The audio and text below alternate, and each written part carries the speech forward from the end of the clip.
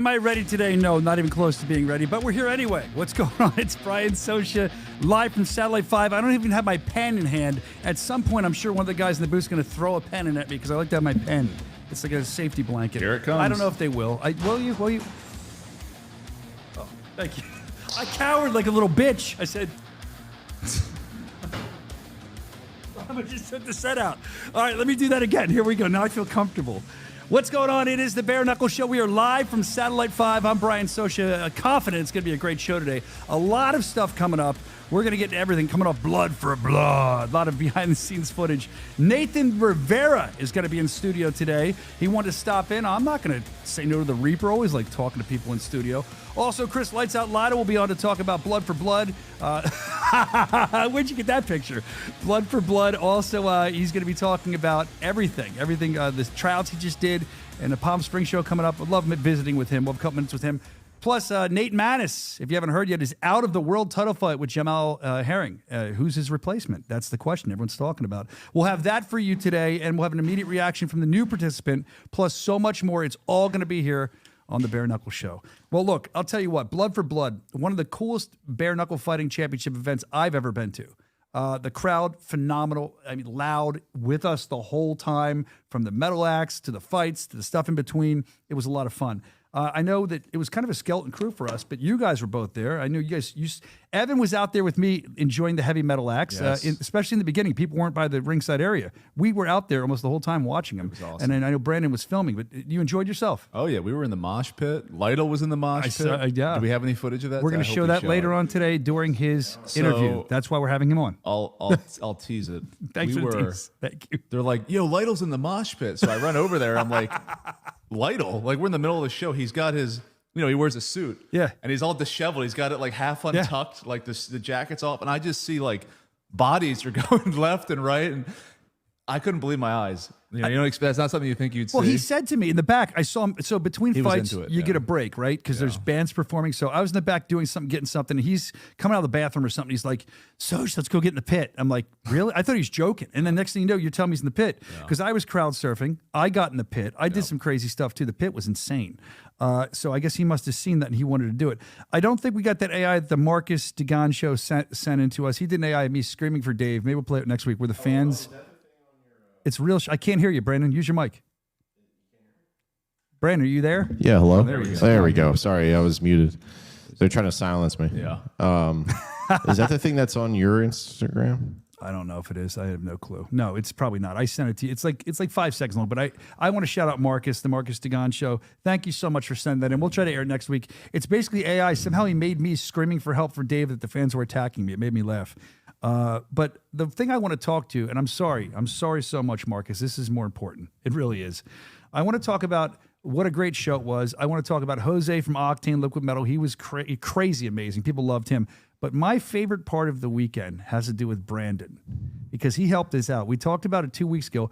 We all wanted to meet Split Tongue Bree, and we're about to sign off from the show, and then Brandon goes, I have Split Tongue Bree. And he went and like pulled her over, never met her before, got up on stage, did tongue tricks. It was absolutely amazing. I know that Brandon really liked her too. Is that fair to say, Brandon? Sure. All right. Well, what do you have for us if we're talking about Split Tongue Bree right now? Man, dude, this is like torture. You're the one that told me to play the clip. So what do you have for us? It's you. Watch this. If you want to see your tongue, get loud. If you want to see your tongue get loud. Oh! Parading her around. Yeah. Stands her in the It's like center. a circus act. If you step right up, get your tickets. You see the split tongue girl. For real, it is like a circus. I'm like a barker in a sideshow.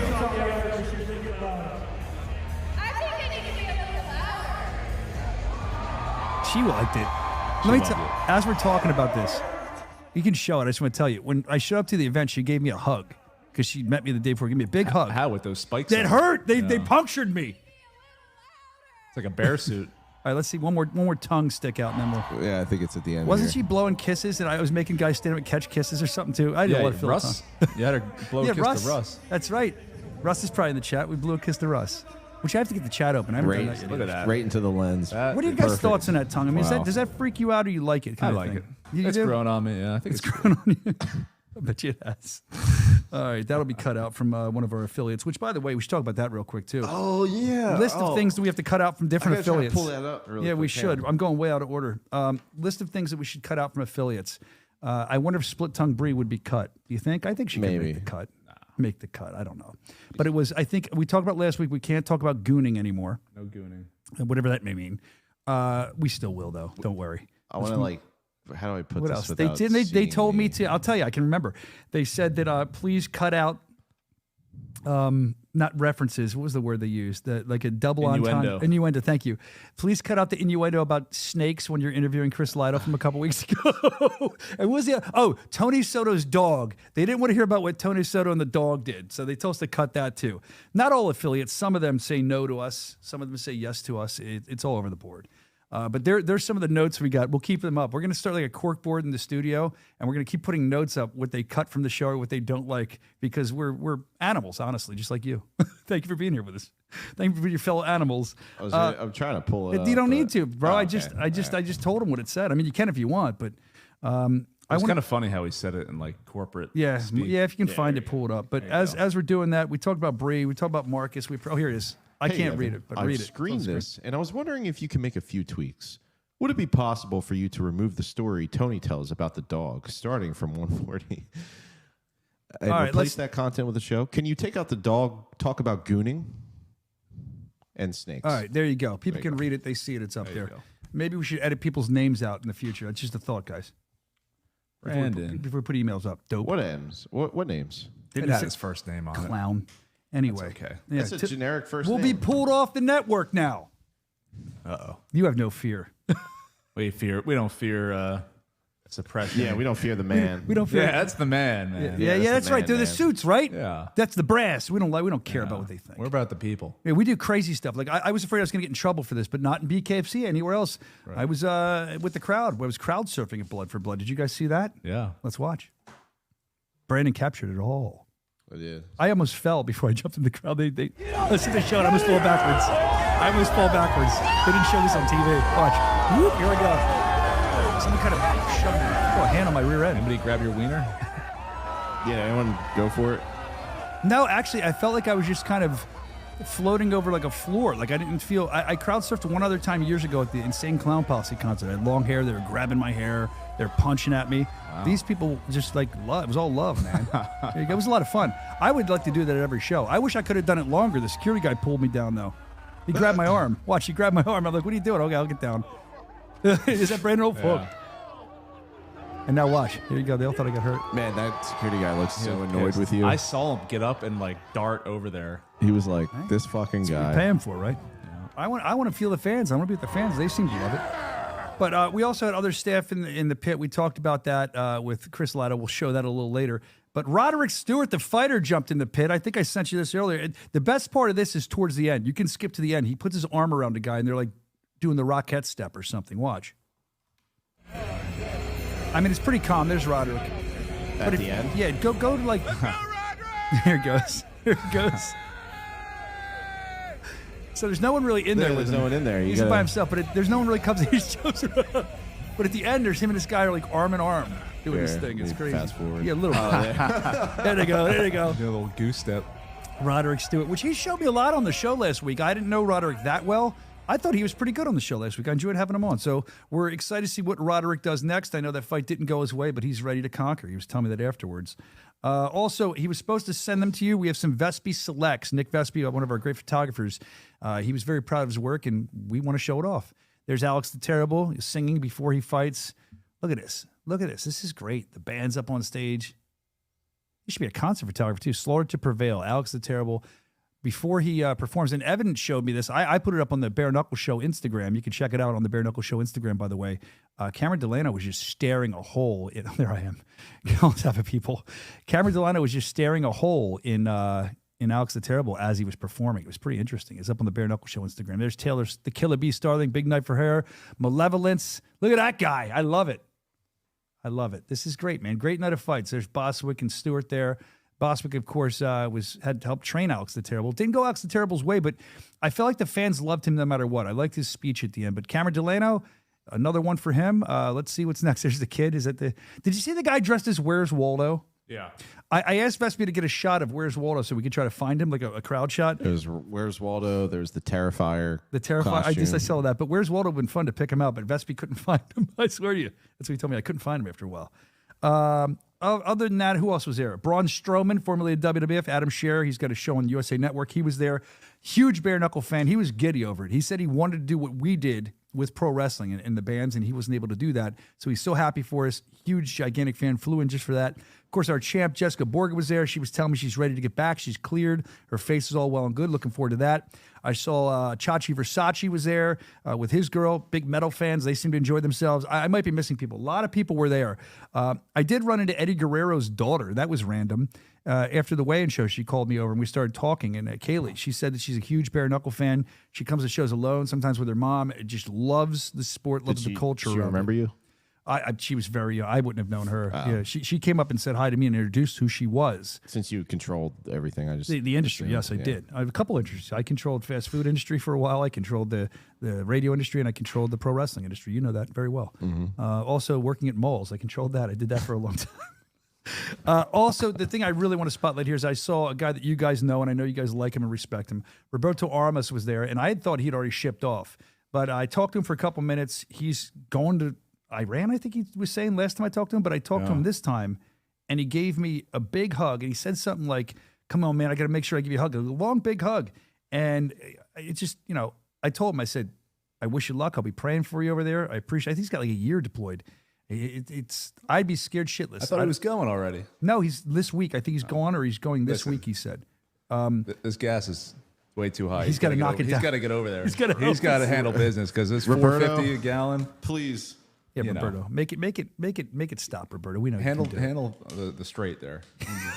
Get it under control. He will. He's going to be great. And I told him he could check in with the show, so maybe we can check in from the war zone once in a while. He said he would.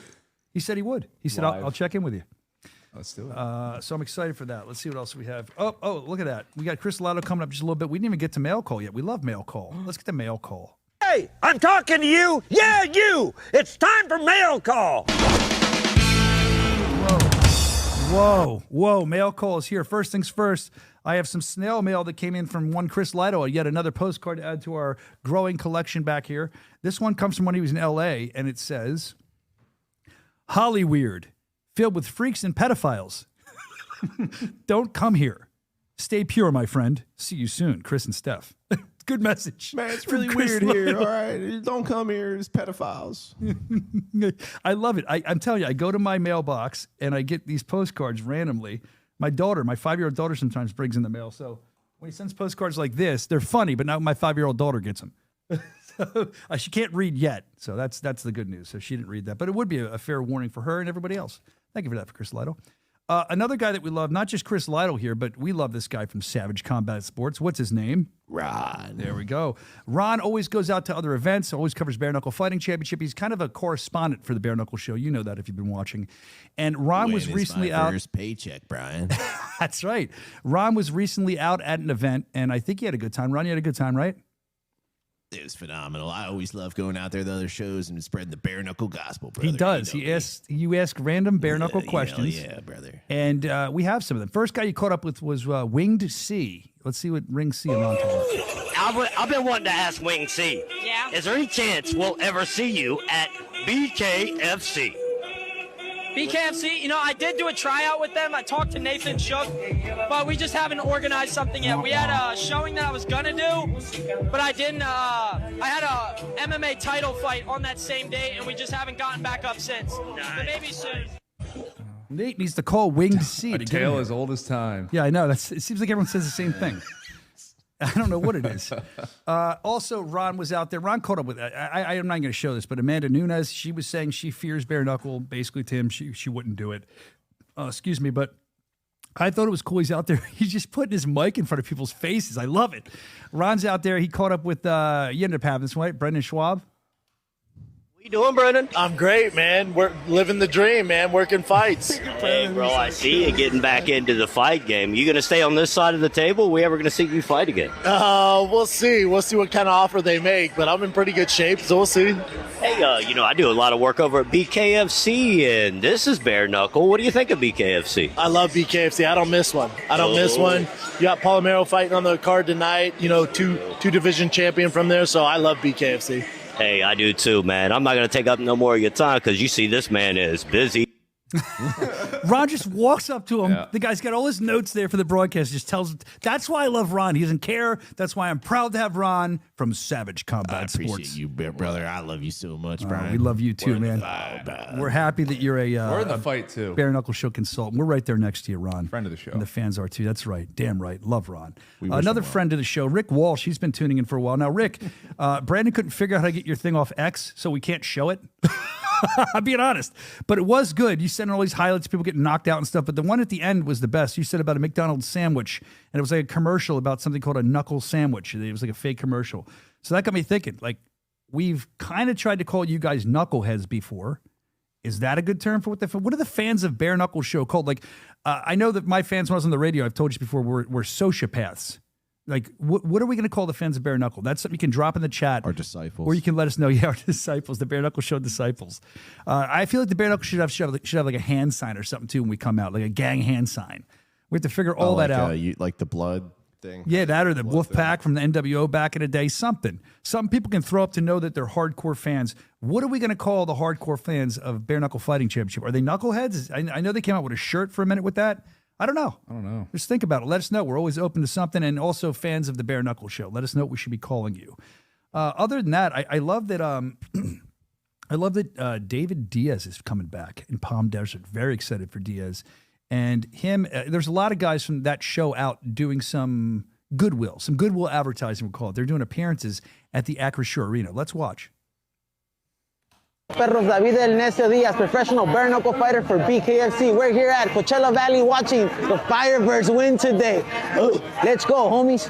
What's good, everybody? It's Daniel Machete Alvarez, professional bare knuckle fighter. We're right here at the Firebirds game, playoff game against Ontario. We're representing Coachella. We're ready to have a good time. We're ready for these guys to kill it. This is Eric Soto Diaz representing Bare Knuckle Fighting Championship. Come out May 22nd. We're going to put a knockout out in the stage.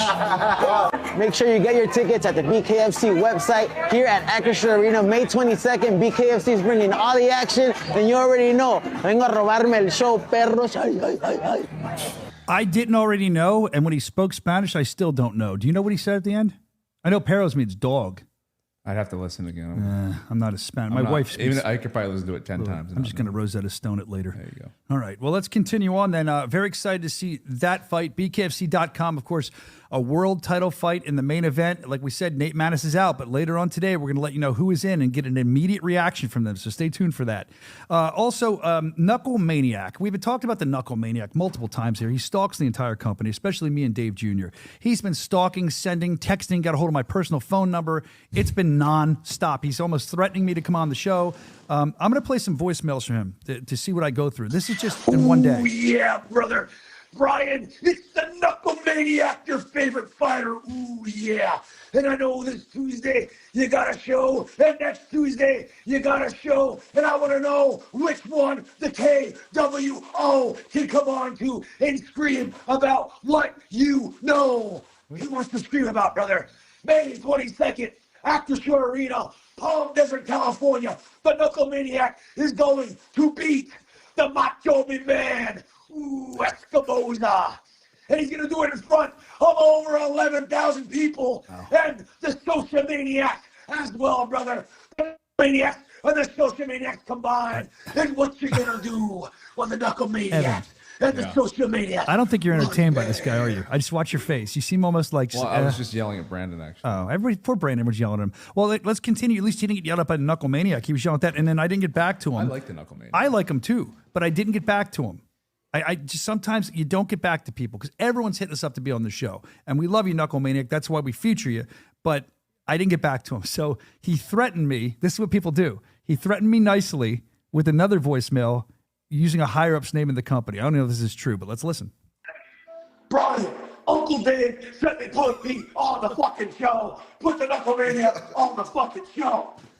And this is on like a Sunday when I'm with my family. I'm getting these messages. Put the Knucklemaniac on the show. Well, what are you waiting for? I'm going to leave that up. I'm going to leave that up to the people watching. You can let us know in the chat. By the way, if you're watching on Instagram or somewhere, I'm not seeing what you're writing. Come on over to the Bare Knuckle Show on YouTube. You can do that, and then you can get involved. And if for some reason you're watching this show back and it's not live right now, you do the same thing. You can read the comments or just drop a comment. The Bare Knuckle Show on YouTube, not on Instagram. We're not going to see it as closely, so make sure you're doing it there. Yeah, that was a crazy voice message. I agree, Paul Pickett podcast, because I think I want to have him on, but I think that we give him like 5 minutes and we have a clock counting down or something. Because last time he was in the studio, he was all over the board. Do you remember that? It was crazy. Yeah. So I think we give him a 5-minute clock. Cameron Delano saying he need to shut that guy up. So Cameron's kind of challenging him. Cameron challenged Garbarino too. Did you bumped into him for a minute earlier? We're gonna have him on soon coming up. Did he say anything about that challenge? Did it seem like he's sweating it at all? I don't think he said anything about that. Wow, I think interesting. he said he doesn't really give a shit. He's Okay. like, this guy's nothing.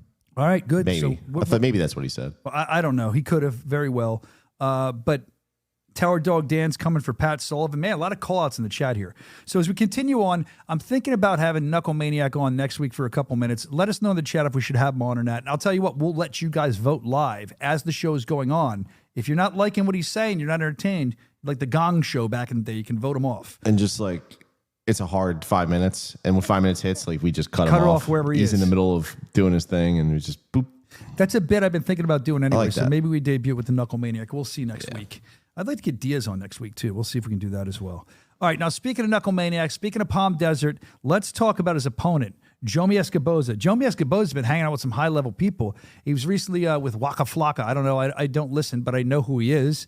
And he was saying he's down to do a ring walk at some time. I think that'd be awesome. That's great. Only more eyeballs on the product. So you're going to see Knucklemaniac and you're going to see Jomi Escoboza fight coming up, Palm Desert. That's next week. BKFC.com. Grab the tickets. Will Waka Flocka walk him out? I don't know. Maybe not this time. Maybe next time. Maybe this time. We'll keep you updated. The Bare Knuckle Show on Instagram. Other than that, we're minutes away from, Lights Out Chris Lido coming up. And I'm going to work on bringing him in. Is he here? No, I'm going to work on bringing him in. So he's in the virtual green room right now? No, he's in no green room. Oh, so he's not going to even- work on bringing him in. I don't know what that means. What does that mean? Brandon's getting a little fresh today. I know he's kind of being I think he got up too early. Am I allowed to continue on with the show, Sir Brandon, King Brandon, Broke It Brandon? Can I continue on with the show or no? Should I just wait for you to bring him in? I love your disheveled shelf behind you. Let's look at that for a minute. Like, how organized you guys are in there. Why don't we put some cool trinkets on the shelf?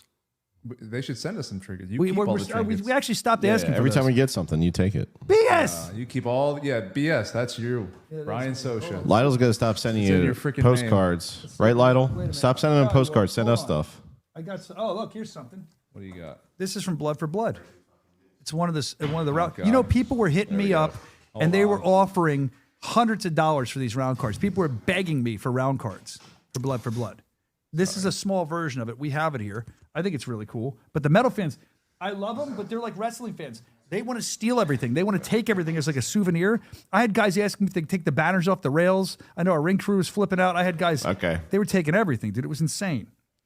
What are you guys doing in there? There's Why just is there a meeting in that room when I'm on the air? Whoa. Oh, wrong button. Why is there a meeting in that room while I'm on the air? They don't care. Look. I want them removed. I want them removed. Get out of the studio! Get out of the studio! Right now. We're trying to do a show. Yeah. We're doing a show. Oh, it's Dave? I didn't know it was Dave. Dave, you guys please, are how are having you? a corporate- I'm sorry, Dave. That's not toward you. We're talking about some big shit for BKFC. Big announcements that we're going to make. We're going to make a big announcement, Brian. Right Always, now. on my We show. got really big shit going on. Hey. We just got to have a great meeting. Sure you did. Things, Johnny Cannoli was here. I heard he was here. Dude, Cameron Delano was, he can't hear me. Cameron Delano was calling him out. Cameron Delano's calling everybody out. Delano. Yeah. Just saying. You like that fight? I think it'd be a fun fight. I think Philly would come unglued for it. You like it? Yeah. I do. I'd like him to fight Dave Feldman Jr. That's the fight I'd like. What do you think? You up for it, Junior? Oh, take that off. Dude, take that off. No, that was ironed and steamed by my wife. Take it off now. It looks like you should be in a correctional facility. That's all iron and steam. Now it's going to be messed up for my interview later, you dumb jerk-off motherfucker. That's your good shirt? Well, no, it's just something I put on. You can do better than that. He didn't press it. Hey, Lytle's here. He's been. I don't get dressed. Well, we're waiting, just... but see, the show's been disrupted. Yeah, what in the world's going on? Because we only have there? 20 things to get to today. There's Lytle. Chris Lytle. What up, people? How you guys doing? By the way, Evan, you want a postcard? I get you one, buddy. They're coming. Yeah, we need some. All right. Sosa, you're out there in. How was Uruguay? We're gonna Man, you guys are gonna love Uruguay. Trust me.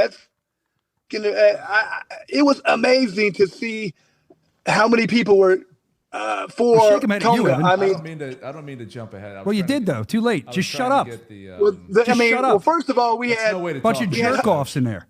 We had 100 people show up for these tryouts, and they were from all over South America. Okay, there's Tonga right there. The day before, he's like, come out. I'm gonna do an open workout. About 500 people showed up. It was nuts. And this guy. He signed autograph for everybody there. It was like a 2-hour wait. I was like, well, we're leaving. We left and went and got something. He came back. He's still signing stuff. That guy's so popular there. We're going to have all of South America paying attention to the BKFC come July. It's going to be unreal. It's going to be great. Go ahead, Evan. Continue. How many different countries were people from? I have to talk to Sarah, but I know we had people from Venezuela, people from Colombia, people from Uruguay. Obviously, you had people from Argentina, Brazil. I mean, that's just it probably had at least maybe I can get a word 7 countries. What are you doing, man? I mean, you're disrupting. People are disrupting interviews. People are spilling coffee in there. Like I figured I'd come here so I could actually, continue. This is where everyone's coming. I mean, you got Brian up out of his seat. Things aren't good. Good. Continue the interview. And Brian, I mean, don't be yelling at Dave. He's taking care of shit over there. I just heard him. He's got meetings happening, a lot of good stuff. You leave him alone. He's busy. I think he's coming back. Just give it a second. There we go. Man, that was crazy. Tell me about it, man. I don't know what's going on. Lytle, do a Lytle voice. I can mimic you mimicking me. That's how good I am. I want you to do a Lytle voice, Lytle. Oh, man, that's not even what I sound like. Perfect. Do a Sean. Well, let me tell you, Chris, I don't do Sean. I don't know. Nothing. I don't do Sean. I've never tried that before. Yeah.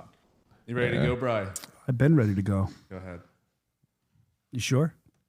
Hey, I have you guys know that is the president of the country. Wait. I want to hear what he's saying. That is the president of Uruguay. I mean, that's how big this is going to be. I'm standing there next to the president. Serge is right next to him. That's the president of the country. Yeah, he's coming to the fight. It's going to be amazing. Hell yeah. It's going to be great. I know that I was looking, the BKFC suits were saying it's amazing. They're very happy. I had all these notes. I put this together for fun last night and wasted my time, I guess. For BKFC suits, amazing, very happy. Tons of fighters, hordes of press, over 50 media members signed up and showed up. Now, that's interesting because a lot of times, as well, you might get 50 signups and maybe 40 might show. They all showed. More were just trying to get in. They were very excited about it. Like you said, the president of Uruguay apparently loves us. That can only help us, I would guess, right? And yeah, what blew my mind was something Serge told me. The last-minute open workout of Tonga drew like at least 1,000 people, and they barely promoted it because it was last minute.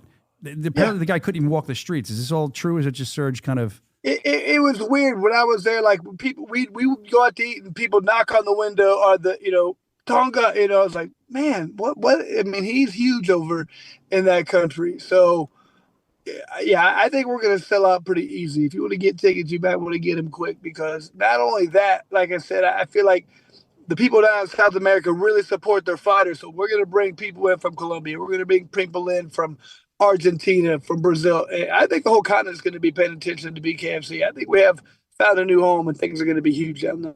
How are they? Apparently the fighters all came to fight. I mean, that's what I was told, but there's a few women fighters in there too. How do they look? What were your thoughts on that? Is he frozen? I guess. This is the best ever. I'm going to ask him all kinds of questions. That's now. a good frozen back. That's actually a good Lytle pick for the future right there. Well, dude, I was going to talk to him about Blood for Blood. I guess we can show him in the pit now while we're waiting for him. And because we're going to get off here, making check your connection in the car. It's all right. Let's just show him it's fine. Just keep him up. I mean, you can we just continue the show like this. Me and Chris, hang it out. Just I guess let's show him because I was going to talk about Blood for Blood anyway. And we're limited time because we have so much going on here today. Fuck. So let's just let's show the Blood for Blood Chris being in the pit, and then we'll have him react to that if he ever comes back on. We only have another 2-3 minutes with him anyway. Oh, it's kind of dark, so I'm pointing him out for you guys. He's crazy. There he is. Oh man, get out of the way! Shit, fuck! Oh fuck, this is crazy. That's good. You're talking for him. We all have to wasn't there footage? Wasn't there footage of him like getting knocked down and then picking him back up and stuff? Yeah. That was cell phone footage, right? Yeah, I don't know where. We'll find that at some point. But yeah, he was all over it, dude. He was into it. He was loving it. I know he had a fun time. We were going to talk to him about Blood for Blood, but I don't think he's going to be able to come back on because he left the meeting. But I don't. That's all right. I mean, look, I don't see him trying to come back in. That's what it is. So all right. Well, while we have a minute, it seems like okay, they're excited. We're going to. I'm saying it wrong. It's not Uruguay. It's another way to say it. That's a little better than I can say. How does Sean Wheelock say it? Uruguay. I keep saying Argentina. I keep confusing them. BKFC Uruguay. So we're excited about that. Let's see what else we have here. Okay, we're going to get to this major announcement in a minute because I don't think Lytle's coming back. You're going to have to get that all set up because we talked about we're very excited for Palm Desert, right? So Palm Desert's awesome, and it's going to be a great fight. It was awesome there last time. We talked about Diaz earlier. He's going to be on the fight. People come to see him. He always has exciting. I think he's won like fight of the night every time he's fought or performance of the night, so that'll be great. A lot of good stuff in that card, including for the world title. Now, that fight kind of fell out a little bit, a lot of bit, actually. We lost Nate Maness. You may have seen rumors about that online. That is true. Nate Maness will not be on the fight against Jamel Herring. However, we want to put somebody else in there that'll make it a great fight. And in just a minute, as long as they tell me I can do it, we're going to announce who that is, I should say, and we're going to bring them on for immediate reaction, which is really important. I like to see what people's headspaces are after we announce these kind of things. So we'll get to him in just a couple minutes. And then later on in the show, don't forget, we have Nathan the Reaper Rivera. He's in studio. We're going to talk to him about all kinds of stuff. It's going to be a lot of fun. I was actually visiting with him quickly before I came in here. And this guy, he's absolutely amazing. There's so much stuff to get into with him, not only just about where his fighting career is headed, but also finding out more about him personally. The more I find out about him, the more I like him. He's very intriguing. There's stuff that you don't even know about him yet that I found out like yesterday. And I was like, whoa, really? This guy? We'll talk about that and a lot more coming up. We're excited to be here. I also want to remind you, too, if you're just watching for the first time, you can go to BKFC.com. That's going to be your source for tickets, for the BKFC app, where to watch fights. You get stats on the fighters. It's all there for you. Of course, like I said, the next fight will be coming up next week in the UK's after that. Darren Till, I'm jumping ahead of him. I'm excited. In Palm Desert, California, Coachella Valley, my favorite Jack in the Box location. But also we're going to have... Disgusting. Jack in the Box. I'm disgusting. When I see one, I'll eat it though. It's always In-N-Out, bro. Come on. I don't know, man. Their fries are garbage. Let's be honest. All right, so that's what we're waiting for to make that announcement. We're waiting for it to the ink to dry here on the contract. Let's look what's going on here. They're all guessing who it may be in the chat. Some people saying Kai, Bryce, the Knuckle Maniac, the Knuckle Maniac. The Knuckle Maniac, we'll see you all next week. So he thinks he's coming in. This is very exciting. Larimore, dude. This is why I said at the beginning of the show. This is why I can't handle all this. I'm trying to do a show. And I'm getting text. He said passcode. Do you need a passcode for this? Since when? Can you? Let's see. I'm going to text you his number. From this point forward, the rule going forward is going to be, I am going to text you and or Evan or whoever the phone number. And then you guys, I just said this before the show. I said, watch what's going to happen. I knew it. Hold on. Now we have to stop. Sorry, guys. I was just texting my uncle, not Larimore. That's Uncle Larry. Oh, there it goes. Did you get him through? What's the matter? It's not much of a secret anymore.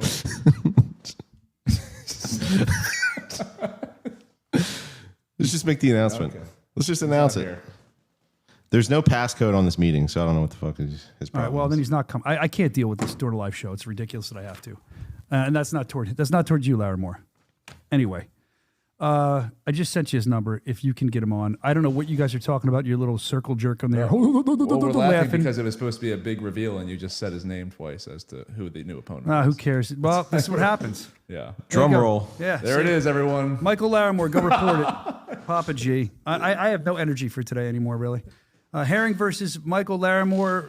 Papa G, excited to see him on. They have your phone number. They should be communicating with you how to get through. Can you tell my head's not with it? There's your big announcement. There it is. Big announcement. Coming up Palm Desert, BKFC Palm Desert. We have a replacement. Nate Mattis is out. Papa G's in. Michael Larimore, we're excited. We're excited to see what he has to say. We're going to get an immediate reaction from him in just a couple minutes and get him on here letting you know what he thinks. So I didn't even realize I said that. I just heard you guys laughing. That's why we didn't say, we were just snickering because we didn't want to say it. Well, I mean, you already said it at that point. It's not. It's my fault, not your fault. Just tell me. I mean, I got to worry about people invading the show. I got to worry about coffee getting spilled on me. I got to worry about 15 other things. I can't be worrying about trying to get people on the show all the time. That's it. It's a tough racket out here. We're going to soldier. Brandon's. They're yelling at you. Play the breaking news sound. I think you did. We did. Brandon is on the phone with.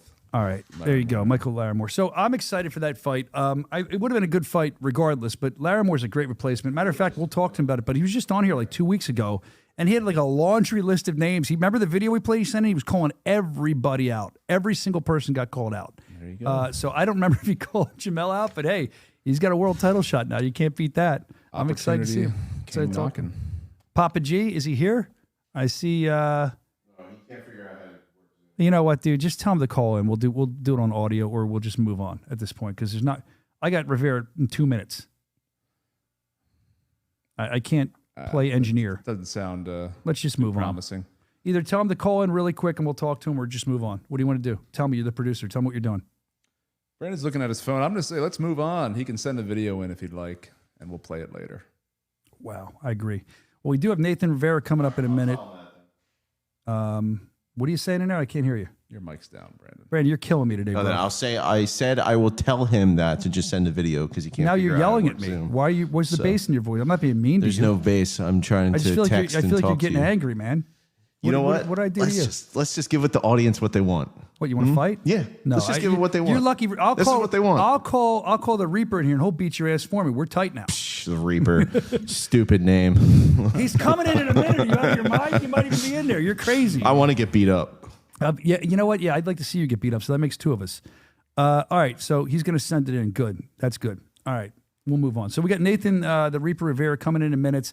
Very excited to see why he's here. He wanted to come on. I wasn't honestly quite sure why he wanted to come on, but I said, it's Rivera. We'll have him on. I like that guy. So we decided we're going to do that. And I think that you're going to get to know a lot about this kid. And he is a kid. And it's amazing to me. I'm trying to make sure we're all set up for this. It's amazing to me some of the stuff that he has been saying and telling me, and stuff that I said earlier in the show. I literally just found out like the other day, and I can't believe it. When you talk to this guy, you're like, oh, he's the nicest kid in the world. He's still a great kid, but there's a lot more to it. And I had a bunch of notes for him too. Let's see if I have them still. There we go. All right, because there was so much that I didn't know about Nathan Rivera that it blew my mind. So I said, you know what? I'm going to write notes, which I don't always do for the interview. Do you know that he fears raw chicken? He won't cook it. That's random and weird. I actually was going to bring a griddle in and make him cook chicken, but they said I'd stink the studio up and I got in trouble. I shouldn't have told him, I just brought it in. I was going to make him cook it while I was interviewing. I thought it'd be kind of fun, but what are you going to do? All right. So Nathan Rivera is eating his lunch. He'll be in a minute. Like I said, I'm just repeating myself now because everything literally got thrown off the track earlier. If they want to screw around and do that to the show, that's how the show's going to be. I can't help it. I'm being very real with you. There's coffee on the floor in here. You guys didn't see any of that happen. It's great. Big mess. Yeah, it's huge. In this beautiful new studio. Coming apart at the seams. Well, hey, they come in here and they hold court. Look, that's in the middle of a live show. That's why I want a lock on that door. I've asked for it 5 times. Is there a lock? From now on, we'll lock it. I want nobody in here unless they have to do this to come in, Evan. You know what I'm saying, Evan. Yeah. And then we let them in. Yeah. Like Nate Shook did a couple weeks ago. He knocked, and then he came in and talked to us. It's only polite. I agree. So when what people can't see is what I'm looking at here is I see a huge window. While we're waiting, and I look to you guys hold on. We're having a What are you doing, dude? Even Evan's shaking his hand at you. I'm trying to explain something. You just cut. Do you have manners at home with people? No. You just cut people off? Half the time when I talk to you, you don't even respond to me. So you want to respond when I'm talking. I don't understand. I'm losing my mind here. So what I was saying was there's a big window here you guys can't see. And I look at these guys. I look in for cues and we talk and we do all hand signal stuff. And the next thing I'm way thrown off. Let's just continue. You're good. But listen. I don't like when they hold jumped court. I was trying to get us off that, and I was like, hey, Lytle's here. How was Uruguay? I didn't know he was going to go into the No, whole... it's not even that. That was just part of it, dude. It's the fact that you have a room full of people in there having meetings. How stupid is that? When you have mics open, they can hear everything you're talking about. Take it outside the studio. That's all I ask. Well, you got two guys trying to concentrate. So go back like the Zapruder film, if you know what that is, and listen closely and hear if you can hear what they were saying in there. And leak it. Yeah, and please leak it. Gator, leak go it. for it. Anyway. Well, I'm look, now my day has changed. This is great. I went from being in a horrible mood. I did. I was in a pretty, I don't know if people can tell, I was in a bad mood to a great mood. Because I can see in the window I was talking about, one of the guys that I've been waiting for to be in studio forever. Let's bring him in. He's here. He's Nathan the Reaper Rivera. Undefeated in bare knuckle fighting championship. Birthday yesterday, from what I understand. Just, oh, you're going to shake my hand? You don't have to do all that? Oh, look at that.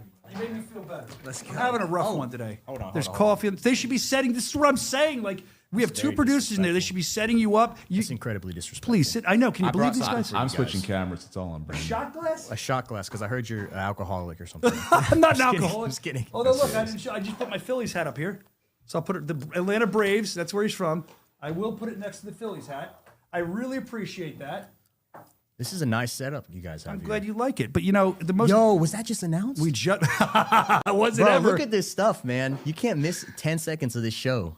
That's a freaking fight right there. That's going to be a fun fight. What's your read on that? I mean, Dude, we didn't Papa get his G's- immediate reaction. Let's get yours. Papa G's the man, dude. I love him, man. He's a dog. I feel bad for him because I know he's been trying to get a fight for a long time. Yeah. Is this for the belt? Yep. Bro, that makes me happy. I mean, he's a good friend of mine, so I'm excited, man. I think he's going to run. I don't know, man. I mean, this is such a banger, man. I'm just excited. I'm a fan of both of them, but Papa G's my dog, man. I agree 100%. I like both guys as people, and I like them as fighters. When I saw Larimore got in there, I mean, Mattis is cool too, but Larimore, I know him a little better. I actually congrats on the fight. I was so proud of him to get in that fight. That's a great fight for him. It's going to be amazing. So let's not talk about them for a minute. I appreciate that. You're so modest. Let's talk about you. Let's talk about the fact that yesterday you just gave me a gift, and your birthday was yesterday. It was. Yeah, that's right. Yeah, I know. So I can't come empty-handed. I got a gift for you. I didn't wrap it. I had my wife pressing my shirt and steaming my shirt. I could make her wrap a gift too. Can I open it? Yeah, open it. Cool. Man, there's cameras all over this place. It's over here, over there. Let's go. Don't go in the shower in here. It's real weird. Oh, yeah. I saw him in there. Dude, some Zevias, bro. Someone's been talking to you. Dog, this is... Look, I'm going to put the fighters on ball right here. If you are in a weight cut and you're just hurting and you literally just need some flavor in your life, this is it. And I think it's better for your brain than Diet Coke. It's got to. Yeah. Zevia, if you guys are out there and you want it, the fastest rising star as a sponsored athlete, please holler at me. Holler at me. I'm opening one right now. Go ahead, please have one. I didn't know if, look, I expect I am like an agent for you for promoting that. I set you up for that, so I want 20% of your deal with them. That's perfect. Thank you for the gift. Thank you very welcome. much. Happy birthday, bro. We appreciate you. We always have, hey, clicked it up and right on the mic. He knows what he's doing. We appreciate you being here. And Nashville, big deal for you, man. A lot I want to talk to you about, a lot I've learned about you recently. First off, I want to thank you for the other gift you sent in, and we'll talk about this in a little bit. If you remember a couple weeks ago, snail mail, the unanimous decision king crown goes to Kai Stewart. That was from Nathan Rivera. We still have that up here, and we like to keep everything up there. So that was fun. And we're going to talk about Kai a little bit later. I want to get into that a little bit later. But right now, you have a fight in front of you. Let's talk about your co-main event. Big moment for you, 5-0 heading into this in Nashville. We're debuting in Nashville. This isn't the first time you've helped us open a new state, but I think it's the first time you've been this high up on the card to open a new state. Is that correct? No, actually. Were you co-main the last one? Yeah, my last one was when you opened it? Where was it? Right outside Detroit. Where was that at? We've been so many places. Michigan. Did we open that one? We did. Yeah. We Oh, did. yeah. I don't think I was at that. And Yeah, he I wasn't opened at that Georgia, one. too. I wasn't Yeah. at the one. I remember you opened in Georgia. Our first Georgia, yep. Yeah, I opened Georgia. I opened Virginia as well, which was actually the debut of the small ring, which was crazy, dude. Like spun on us. the day of, I think it was like the day of the weigh-ins. They're like, hey guys, we're debuting this new ring tomorrow. And I was like, yo, what is that, dude? And I saw it was like a phone booth, but it worked out great. What's your read on the small ring? Some people love it, some people hate it. Oh, man, I think that my footwork is good enough to be able to be in the big one or the small one. I think that for putting the heavyweights in there is insane, dog. So, I mean, I'm a fan. I mean, as a fan, I love it. As a fighter, it doesn't matter. As a fighter that's in bare knuckle fighting championship, now you come from MMA. Would you have 7 professional fights in all total with everything? I had 8 fights in MMA. I had 5 fights in boxing. I had 1 Muay Thai fight, and had. I know you did Muay Thai. Wow. I had 1 fight. Still, 1 fight's more than I had. Amateur. Doesn't matter. Muay Thai is a warrior thing, man. I was jumping around just trying to get a fight. MMA was definitely like the main focus. I would just do boxing on the side. So my boxing coach, is funny. I'm back with him now, but he was like, hey man, like my first couple weeks, he said, I know you want to be like an MMA fighter, but you're a boxer. Like you're a boxer, bro. So I'm just letting you know right now, down the line, when you become a boxer, come talk to me. You know, just like joking around. And now it's so funny because we're in this perfect, like, I would say it's like a perfect mix between the two, between MMA and boxing, and you have bare knuckle fighting in the middle. Yeah, it's bare knuckle fighting, not boxing. You were talking about that earlier. You're like, it's different. It is definitely different. But what's interesting to me is the fact that, and I didn't even know this stat about you till the other day. I started looking. I'm like, has this guy ever had stitches? What's his damage look like coming out of these fights? I don't think you've ever had a stitch in your face. None. My first fight, I had like a tiny little nick on the top of my eyebrow, and it was nothing like, I didn't even know it was there. No stitches, obviously. It was just like a tiny little thing, and that was it. So I kind of come out unscathed, to be honest with you. Unscathed. So you're looking for that in this fight too. Now, you told me that your hands were your most lethal weapons when you're in MMA. It wasn't going to the ground. You were a pretty good wrestler, but your hands. I've seen it transition over to bare knuckle, but as far as you, first of all, show me your hands. I mean, they're not crazy. Your hands look soft. Are they soft? This one is... I know you're not. This was a little bit of a big knuckle. Can I be real with you? Yeah, go. Always. I would not be a bare knuckle fighter if I wasn't taken care of by Barber Orthopedics, because the beating that we take and on the bag... I mean, dude, these guys have given me PRP shots. Are you a needle? Are you scared of needles? I hate needles. All right, dude. Imagine, right? So, do you know what PRP is? Yeah. All right. So they take your blood, they spin it, they get the plasma, and especially my right hand. I mean, dude, they've put shot PRP directly into the joints. Like, they will pull the finger and put it right in between your knuckles, and that's honestly, like, I'm not just saying this because they. Like our business partners of mine, they have kept me, and like Christine Faria is another person that goes up there. Like all the fighters in the Southeast go there, and my hands would not be in the shape they are without them. So. Well, they look good. I didn't mean soft like they wouldn't hurt to hit. I mean, it looks like you don't do dishes much. They don't look like dish pan hands. They look really nice. I was in blue collar work, and I've been out for like a little while now. Looks like you moisturize. I got some calluses. Okay, there you go. I don't have it. Come on, man. I'm just saying. I don't, you know.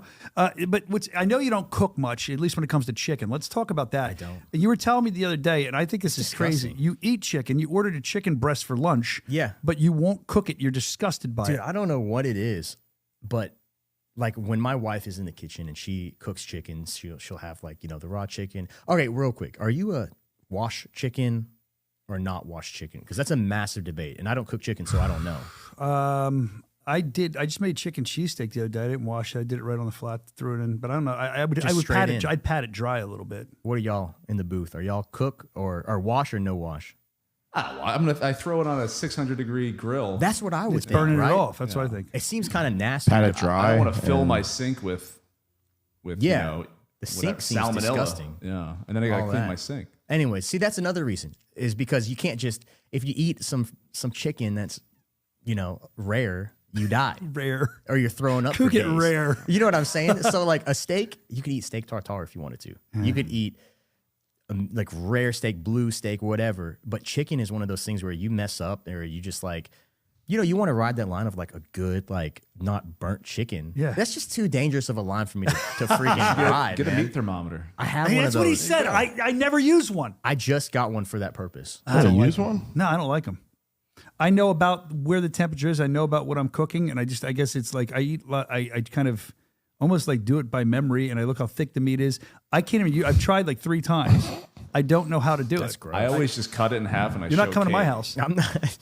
Kate tells me when it's. Kate cooked. tells you. I say. Like, is this cooked? And she's like, yeah, you're good. I tell people all the time. I'm like, well, if it's too red, because I like my meat more rare. I knew you were going to snicker at that. I knew you were going to snicker at that, Evan, as soon as I said it. But if it's too red, I'm like, I can throw it back on for a little while. Like I just said, if you don't like it, no big deal. But that's interesting to me that you're completely grossed out, like gag over raw chicken if you have to cook it. So I started thinking about what was weird in my life that I'm weird. You know what my weird thing is? Tell me. This is very strange. I can't, there's two weird things. One, if I am using a microwave, I try not to as much anymore. I have an air fryer now or I use everything, but if I'm using it, it's like I'm taking a bomb apart, like diffusing a bomb. If it starts going 10, 9, oh yeah, 8, you got to I always stop it right before the buzzer. I won't let it go off the button. Is that weird? I think that's normal. Am I the only one that does don't that? let my microwave beep like that. If I can help it, I definitely open it. I turned the beep off. You can do that? I didn't know you could do There's that. a function. Yeah, I turned mine off. Wow. That's a nice microwave. I can tell her. Mine's like $20 from Target. I got a $20 Amazon toaster, and I've had it for years. It hasn't failed me. I've had the same microwave for years, Dude, too. you know what ruined me about microwaves? I still use them. So do I, when you need to, yeah. There was this video that people were putting water in a microwave and then regular water, and they were watering 2 plants, and the water that was in the microwave just nuked the plant. Died like way quicker. And I remember seeing that like, dude, that's gross. Did they let it get cold before they watered That's the what I plant? was wondering. Or are I they think watering so. it I with think hot they let water? it. I think they let it just get back down to room temp. But it made me go, okay, I'll like knock the chill off the food. What am I doing to my children? Yeah, that's right. I feel you. All right, well, there you go. That's my unnatural weird. Oh, the other thing is that if I get in the shower, try and find that. And for some reason, I don't know why, the top of the toilet seat is not down, I'll get out of the shower and put it down. I need that toilet seat to be down, especially when I'm showering. I don't know why it's weird. Really? Is that it for should an always- emergency? Like if you got to go? No, I mean the whole seat down, like the whole. Oh, the whole thing. Yeah, if for some reason my kid was in there and he left it, I'll get out of the shower and put it. It's like it drives me crazy. Have you ever been in the shower and you really got to take a poop? Take a poop? Yeah, and that's then you got to get out. Yeah, you got to dry your back of your thighs real That's quick. the You slide off the You don't seat. just stomp it down the drain. Waffle stomp? Nate Shook told me that's called waffle stomping. He told me one time it's called a waffle stomp. They call it that in the service. Yeah, I don't know why I know that. That's what they call this. That's what he told me. The waffle stomping. That's You ever what do a waffle Nate and the stomp? boys on the ship would do. Stomping turds. I know Nate was Air Force. Yeah, he was Air Force. Yeah, He would not drop out of the Navy. plane. Yeah. Yeah, that's a random question. Why are you asking that? Just because you were talking about the seat down, I thought that when you Do you said pee in the seat- shower? Yeah, sometimes if it's a good drain, if it's like stomped up drain, I'm not taking a piss in there. But I if hate a it's stopped up drain. Yeah. Yo, in a hotel or something, if there's a stopped up drain, It's that's the one disgusting. thing I will not deal with. I hate it. So what about like the tile floor in a bathroom? Because What about that bugs me out, dude. I put towels down. Well, yeah, to stand when you get out.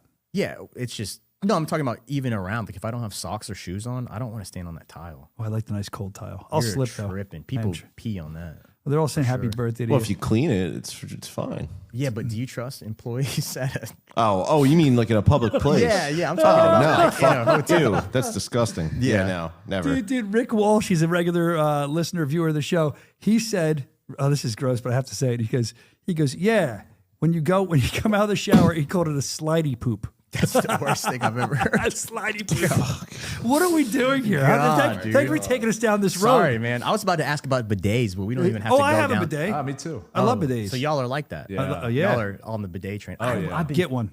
Is it? It's worth a the life game investment? changer, Oh my life God. changer. So do y'all wipe, spray, then wipe? Is that how that works? I don't know. Spray first. I say spray. So you spray just and then first. wipe. pushing all the poop around? No, you don't, No, dude. it's If a- you're it's tight enough back there, you must not be. It won't go up there. No, It's I like a haven't checked. direct, feels so direct good. beam.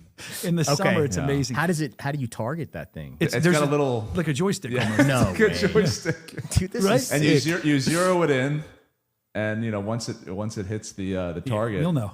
Yeah. You'll know. You'll know. And Okay. I'll tell you something else. I'll admit this.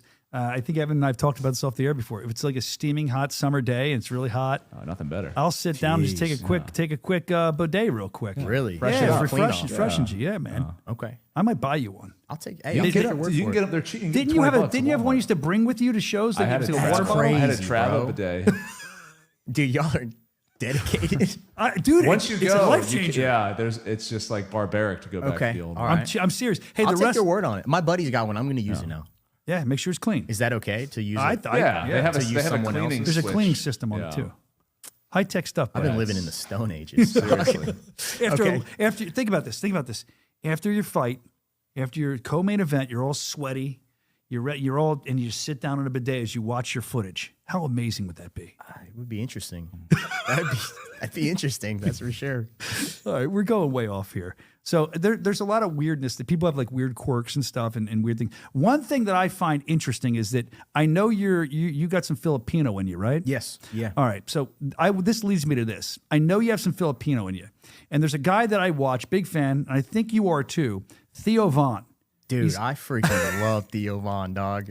I was just listening to his podcast with Nate Diaz, and Nate Diaz is his friend or his teammate that's also fighting on like a card coming up, and Theo was like, dude, I love BKFC. And I was, dude, I swear. And he was like, I've been following BKFC. I really like BKFC. It's great. And I was thinking to myself, dude, this guy loves BKFC. He loves Filipinos. I got to link up with Theo. At some point in my life, I got to link up. And he lives in Nashville. Dude, he should be walking you out for the co-main event. Look, Theo, if you're listening right now, I'm Filipino. I'm a fighter, and you live in Nashville. I think the stars are aligning. If you would like, with BKFC's permission, to walk me out for my fight, I think it'd be awesome. I think it'd be great. We'll set this to him. Yeah, he's we big should on definitely Filipinos. He loves Filipinos. That's why I was bringing it up. He's got like, we all have different things, and he always talks about Filipinos. I know you're there. I didn't realize it was Nashville. This is the perfect storm. This is it. Of course, this needs to happen. You know, we had at Knuckle Mania, Shane Gillis walked Pat Brady out. You get walked up by Theo Von, who's a dedicated fan. We can see that would be absolutely incredible. Dude, I mean, imagine, so Theo, I'm sure you've seen the memes, like, there will be a fight going on and Theo's in the like prelims, empty stadium. Theo's just like sitting there watching the fights. Like, he loves fighters. He loves fights. So, I mean, dude, if we could, imagine Theo Von in my corner. That'd be awesome. Be awesome. That'd be incredible. You get 3 corners for co-main, right? I think so. So he could be Theo, one. come on, bro. Walk out and in the corner for your first fight, maybe. I don't know. Did he walk out Dustin Poirier? I never heard of that person. I heard Nate Rivera. That's what I heard Nathan too. Rivera is all that matters right now. Good, I heard. Yeah. And this is bare knuckle. So again, to align himself with our brand, that would be huge for everybody. I would love that.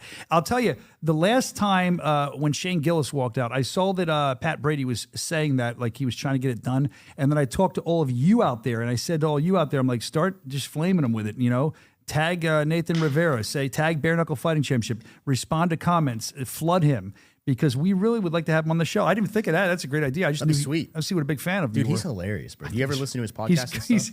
He's like all over the board, but he's great. Dude, he's awesome. He's freaking hilarious. He's awesome. He'll dude. say whatever comes to his mind. Yeah, it's unbelievable. Dude. And another cool thing on a side tangent. I don't know how much time we got on here. Plenty. Okay, so like he's recently been going through all this stuff and like, man, I kind of want to change up how I've been living. And it sounds like he's given his life to Christ and all this stuff. So it's really cool. It's cool to see a shift in his like.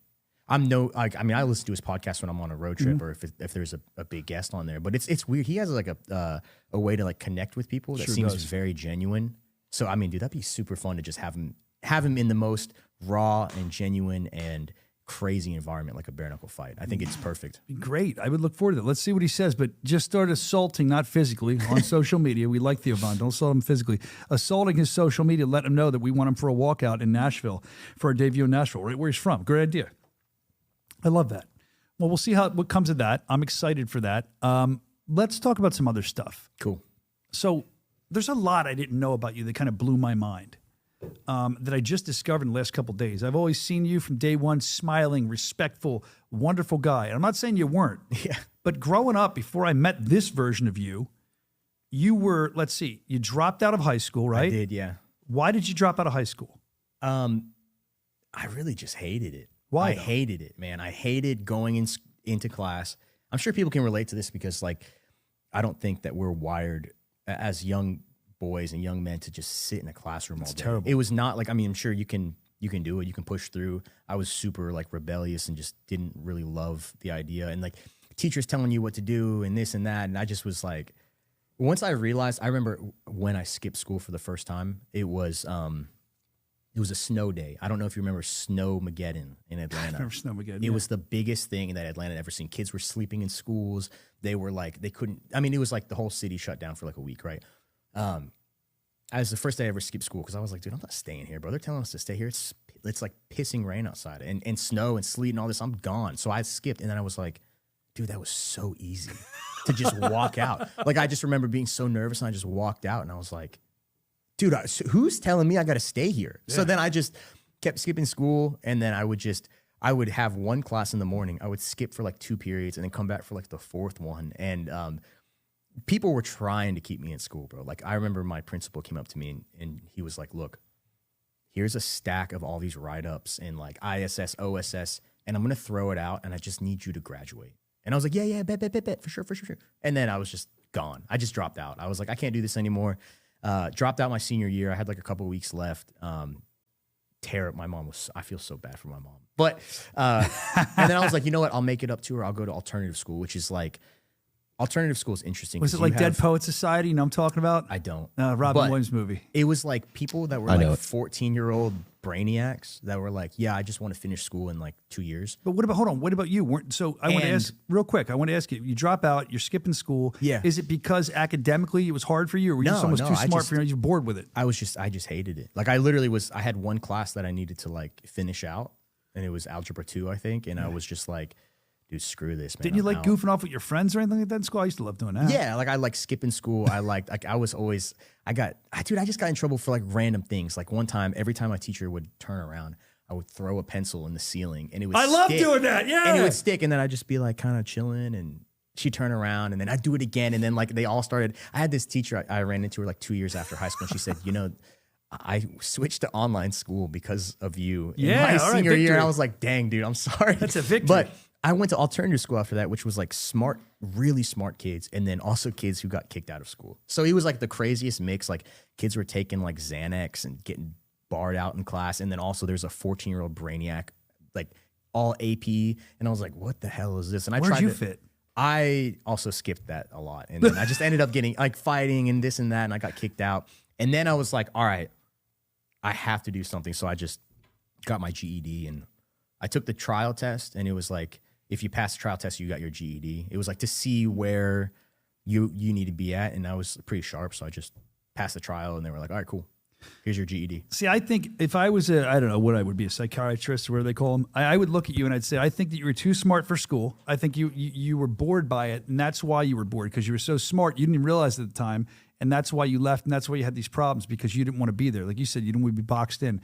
But the best part of school is what you just said, the pencils in the ceiling. I remember one time I took we would get there's National Geographics, and when you turn it back, they would go like this, and we grab one and we just rocket it across the classroom. Or we would get toilet paper and wet it before class, and she would turn around, we'd smash it to the board. There was so much fun on the board. Yeah, while she's writing, boom, right next to her. That's crazy work, bro. That's like in the bathroom activity. Yeah, we did it on the board though. What about hornets? You remember those?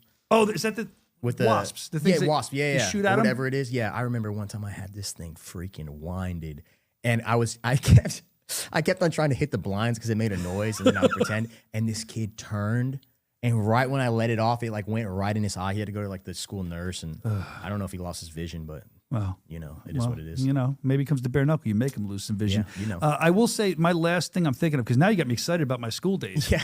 One time we took this podium, right? It was a big podium, all this stuff, and I don't know how we even did it. Me and like 4 of my friends, we we blocked it, and the other guy kind of wheeled it out the door when classes changed it. We just ghost ride, woo, right down the hall. It flipped. Gosh. It was great. I miss those days. Dude. All right, I got one. Oh, let's go. What do you got? I got one. This one was the funniest. I was just talking about this with my buddy. So in high school, I gave this guy a brownie. It was an interesting brownie, right? And I gave him one, and I said, hey, man, this is a really strong brownie. This is good, bro. Very chocolatey, yes. Very chocolatey, yeah. Super rich. And I said, chill, okay, bro? And he was like, yeah, cool. Dude, I'm good. Took the brownie. At the end of the class, he was shot out, bro. And I was like, dude, are you good? And he was like, man, that was a really good brownie. I need to go to the bathroom. And he was in the bathroom for the whole day. And every period, I would come back and check on him. And he was just in fetal position on the toilet seat. And I would knock on, I'd be like, yo. And he'd be like, freaking out, and they'd be like, oh yeah, I'm good. And I was like, all right, man, I'm going to second period. What? And every period I would come back to him, and he was just trapped in the bathroom. And then they ended up seeing him on the cameras because he was there for first period and he wasn't there for third, fourth, and fifth. And so they were like looking at like, all right, let's watch the cameras whenever first period lets out. And they saw him go to the bathroom and saw him never leave. And they all went in there and busted him. And poor guy's got the runs. They should leave him alone. Yeah, he right. ate something bad. That's what Did he snitch on you? No. That's a good guy. Not that I know of. That's a good guy. I don't know. Well, you've never snitched because you've never had a stitch in your face. You know, snitches don't get stitches when it comes to you. You don't stitch. You don't snitch. So that's your high school days. I didn't know how much fun that would be. That was great. I love talking about when I was bad. That's like the mild stuff. I definitely got into some serious trouble. Nothing like got locked up or anything like that. But it was definitely a shift to where I am now. How'd you get kicked out of your alternative school? What'd you do there? I think I cussed out. Well, I don't think I cussed out like the principal of the alternative school because they were telling me that I had to come to school. Yeah, you had to be here. Freaking assholes trying to tell me to I can't come believe to him. school, and I cussed him out, and then I walked out. So I don't know if that was me quitting that or me getting kicked out, but I figured, okay, I'm definitely fried here. Like I'm done. Wow. So I'm just gone. What happened to you? Because that's a kid getting in some trouble, having fun. Doesn't mean you're a bad kid, but then. I feel like the guy that I know now that I met when I first met you is so far away from any of that. I feel like you have fun, but the goofing off, the mess with people, and any other thing else. Look, drop out of school. That doesn't sound good. Let's be honest. Then kicked out of school or left on your own after cursing your principal. That doesn't sound good either. Yeah. So what happened? How have you become so respectful? I don't know what you are now. I guess you grow when you're young. You don't have any concept of like consequences. Yeah. You're just like, I'm invincible. I'm going to do whatever I want. Mm-hmm. And then you don't, sometimes for me at least, like I didn't realize how much damage I was causing all around me. Yeah. And so when I grew up a little bit and I was able to take a step back and go, dude, everyone I know and care about is going to jail or getting shot or this or that. And I'm like, what am I doing? Right. And then you start growing up and you start meeting people that you care about that you're like, I don't want to put this person in that situation. So I guess that kind of like naturally took care of itself. And then I realized for the longest time, like, I'm just like making up my own rules here. Like, if I feel justified to go do something crazy, I'm just going to go do it. And that's not really how. It's dangerous. Yeah, that's not really how. You start playing God a little bit and it starts getting a little crazy. And it gets out of your control quick. Like you think, okay, this is cool. And then before you know it, you look back, oh my God, look at that damage I left. Now I'm screwed. How do I get out of it? My mom, prayer warrior. Yeah. Dude, oh my God, she was just like. It worked. Yeah, it worked. I'm here. And, she always said, it's so funny because she always said, you are so disciplined. You will do whatever you want to do in this life. She said, just make it something good. My mom was like hoping I would be like a musician or something. Like, that's not even always the best either, man. But here's the thing. Like, so what is your mom? No, she's so proud of me now. Yeah, let's say. But is she freaked out? Because look, bare knuckle fighting championship, BKFC bare knuckle. That's not a normal vocation, dude. Dude, okay, so I will say, I think my parents, they've always believed in me, but in the last couple of years, I would say they've been like, okay, this is what you do.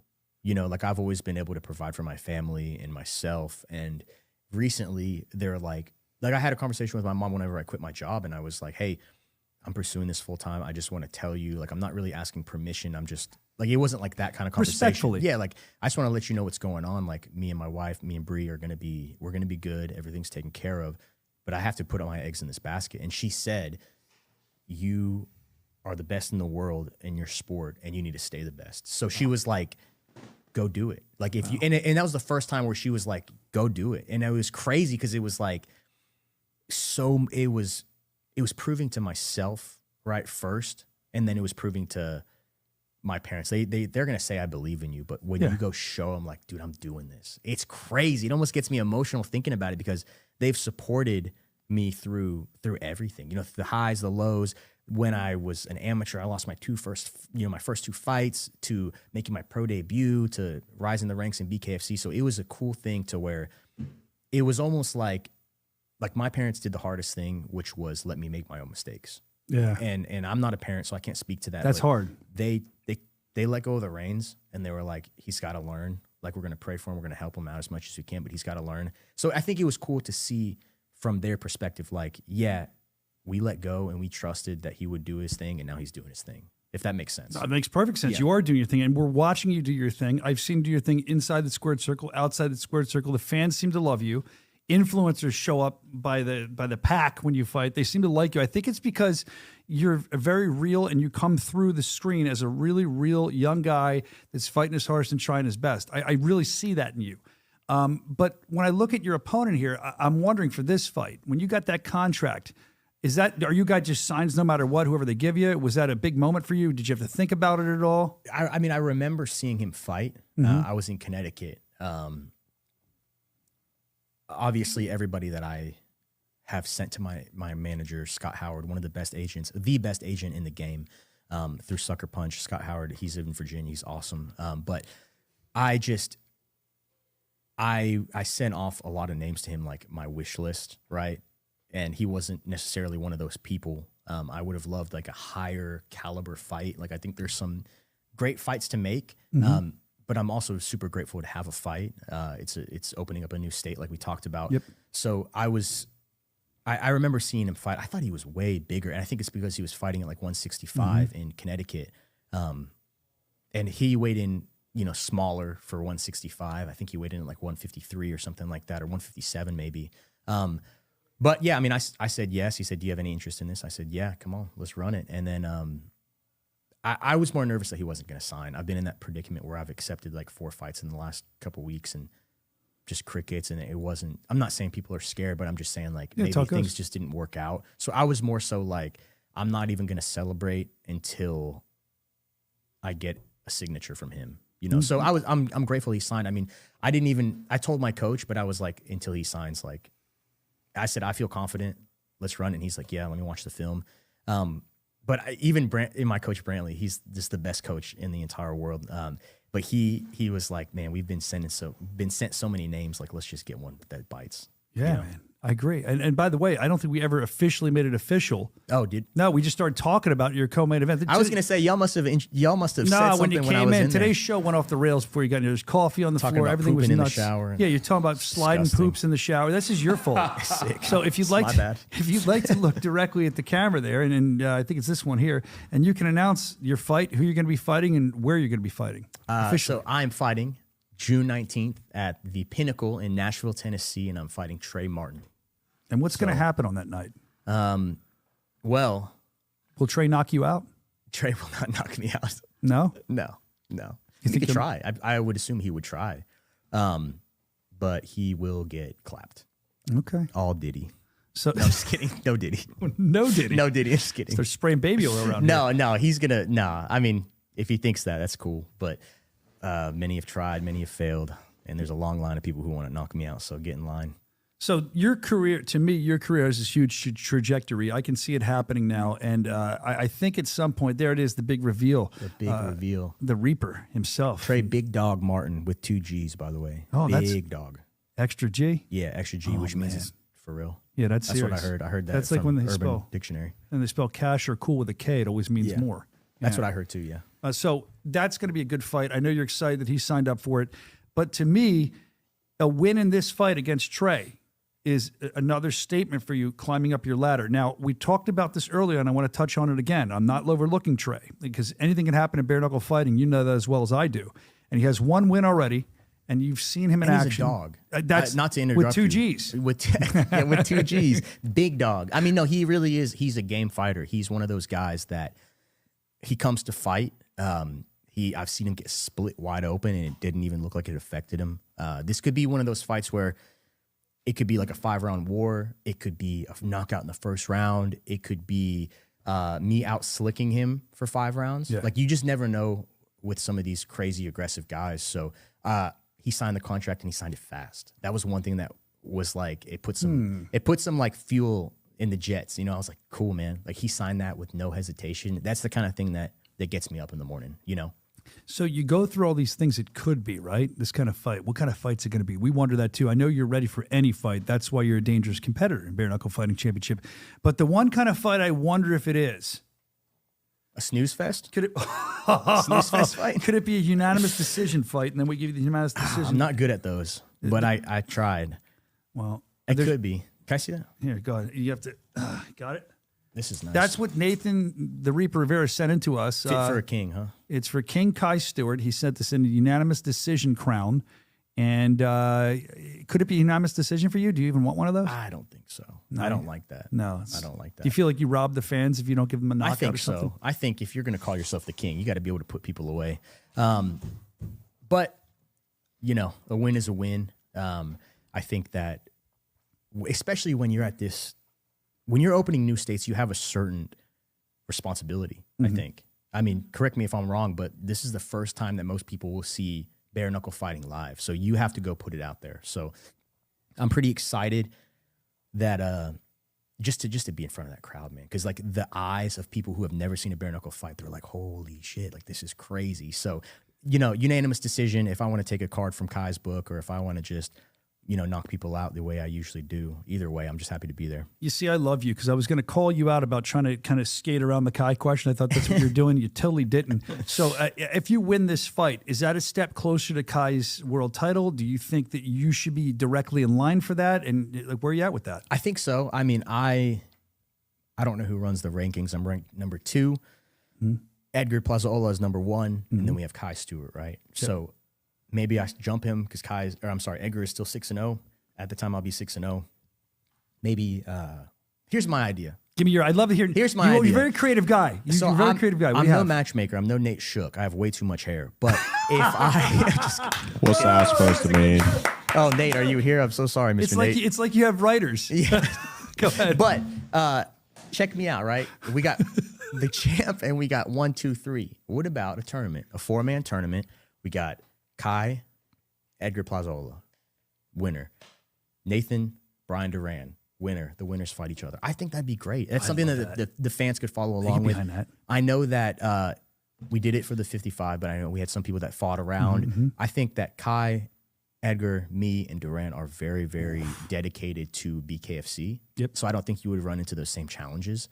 I think that me and Duran can sell out any arena you put us in. I mean, I'm already trending. I'm at like $25,000 worth of tickets in Nashville, and the fight was just announced today. So, but I mean, Atlanta, dude, Atlanta would be insane. Miami. I mean, this is the king of Miami. Brian Duran knows how to sell tickets.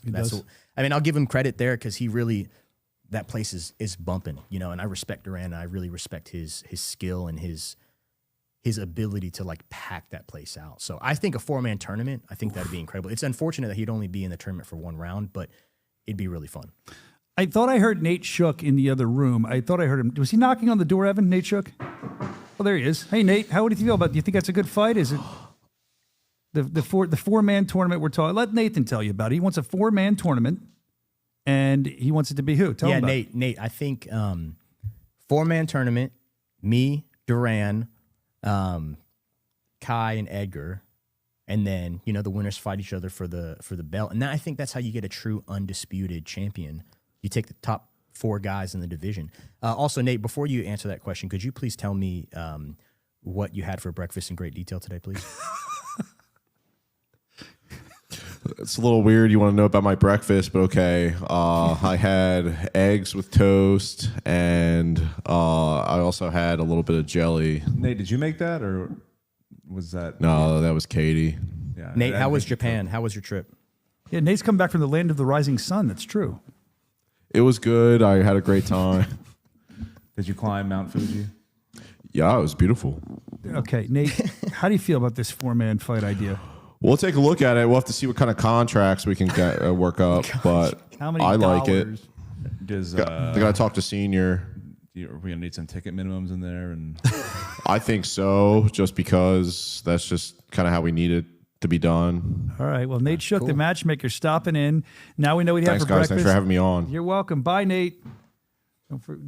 There you go. Slammed the door on his way out. What a rude man. So there you go. So I don't know. I think he was kind of into it. I know I'm into it. The fans seem to be very into it. I think it's going to be absolutely awesome if that happens. Even if it doesn't happen, I'm excited for your fight coming up in Nashville.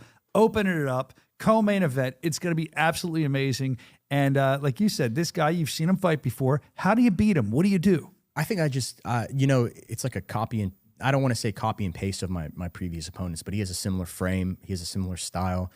He's definitely, he's more experienced than I am. He has had like 17 fights in boxing. So, as he said, a kickboxing fight, a Muay Thai fight, professional.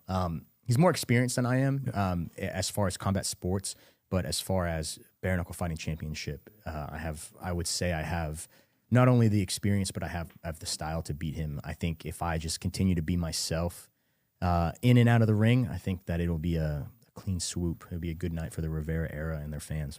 Talk about the Rivera era before we get you out here. Well, the Rivera era, from the first time I met you, and you do all these great things. You hid the note under senior seat. You gave the note to Lionel Open Live. You had the newspaper clipping. We put glasses on. You're reading that. You put it under, I think, another seat. You've done all these great reveals.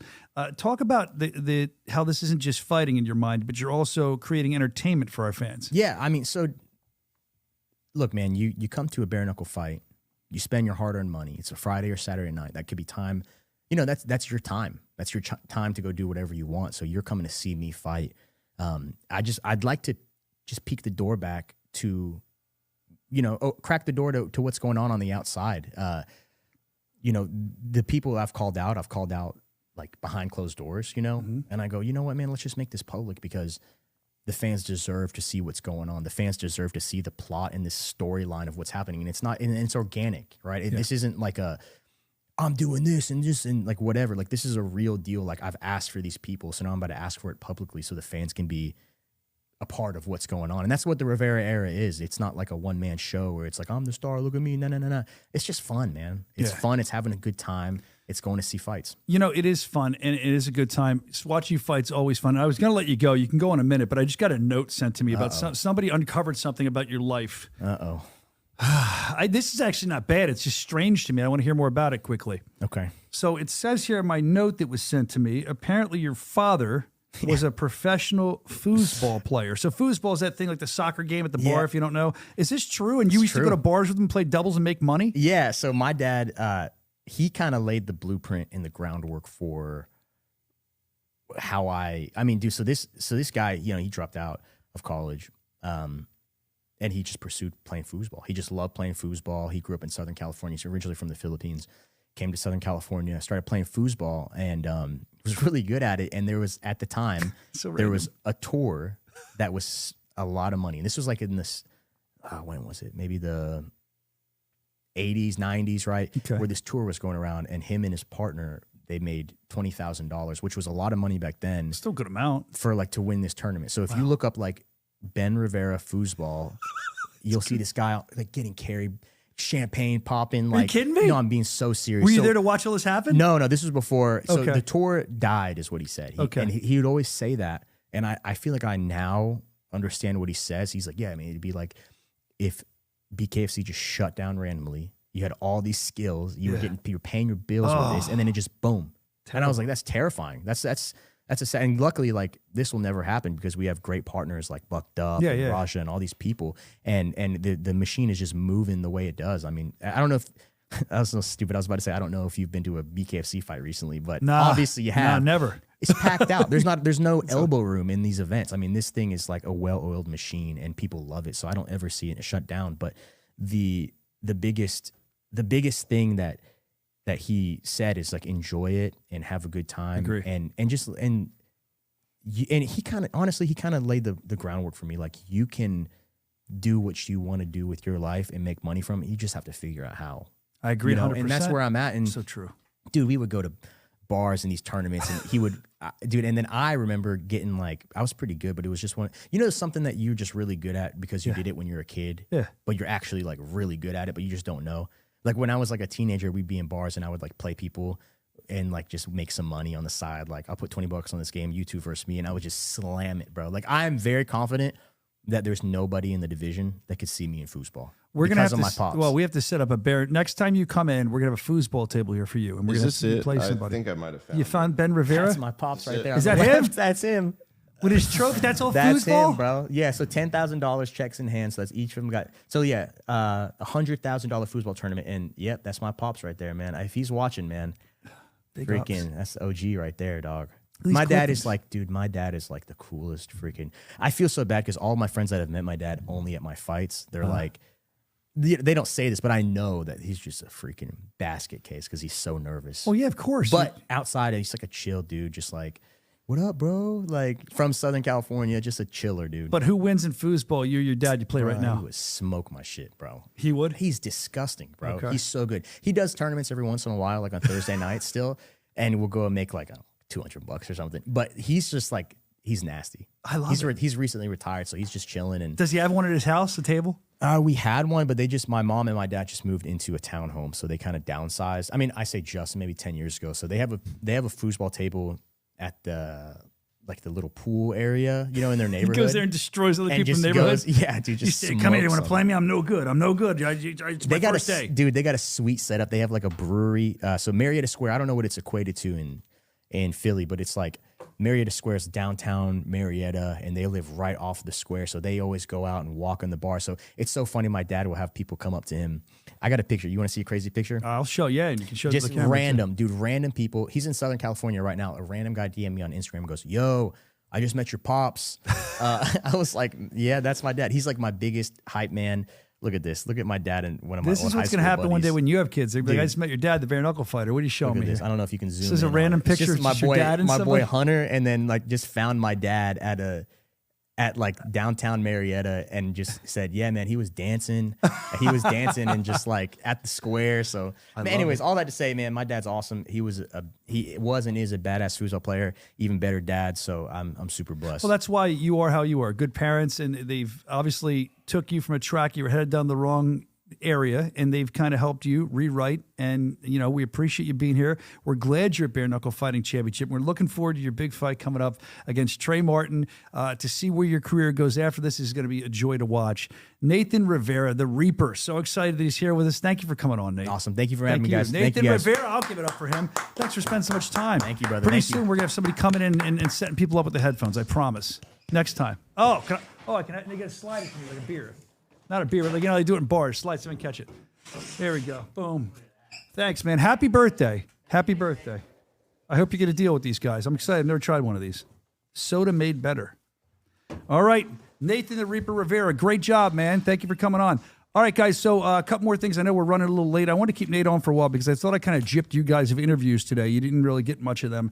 So, and there's a lot to get to with him. There's so much more we didn't even talk about. I got Laramore's video. Yeah, let's set that up in case somebody's just tuning in. Michael Larimore just announced we wanted an immediate reaction. We had some problems with the satellite feed. We'll go with that, right? And we didn't get him on, but he was able to send a video in. He will now be fighting for a world title, Palm Desert, coming up next weekend, May 22nd, against Jamel Herring. I'm looking forward to this. Let's see what Michael Larimore had to say. Papa G here. Just wanted to say that I'm very excited for this fight, very excited for the opportunity, and I'm ready to show the world that I am exactly who I say I am. I'm the best. Shout out to my Lord and Savior, Jesus Christ. God bless each and every one of you. God bless Nathan in his recovering.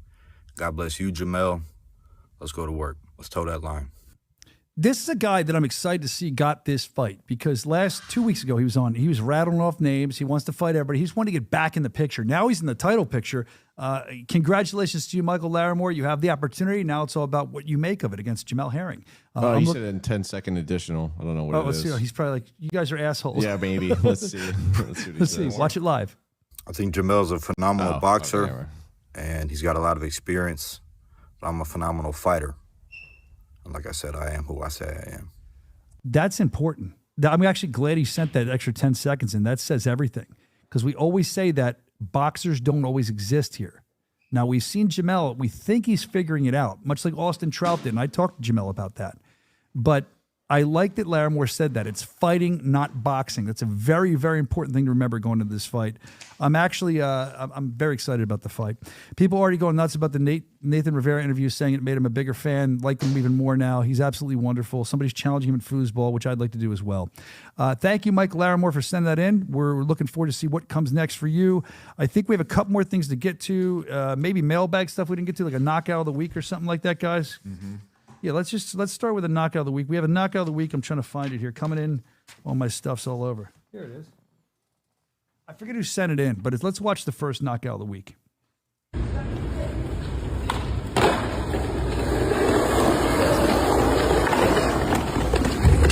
my God, his head. By the way, here it is. That's from Leo. That was entitled Skate or Die. Okay, good. That was a good game back in the day, Skate or Die on Nintendo. Also, I wanted to talk about this too before we get to the bonus knockout of the week.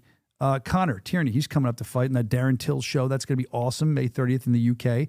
Looking forward to that. So this is cool. Look at them honoring Connor Tierney in his hometown with a mural. That's awesome. Look at perfect. I've never been honored with a mural. I've seen my phone number for a good time call and Stolls, but I've never been honored with a mural like that. Was there a hole in that one? Yeah, right. It was all there for you. Just for a good time, call this guy. Bonus knockout of the week. Rosati sent this in. Let's watch what it is. Dude climbing a dumpster, it looks like. This can't end good. Let's see. Oh, right on his head. It's a great one, Rosati. Thank you. Evan, did you have one you wanted to include? Yeah, Did you put that one in? To pull it up. Brandon's going to pull it up. Yeah, this is one from Evan. I didn't get to watch it. I'm sorry, Ev. I'm looking forward to see. I always like good news. Here we go.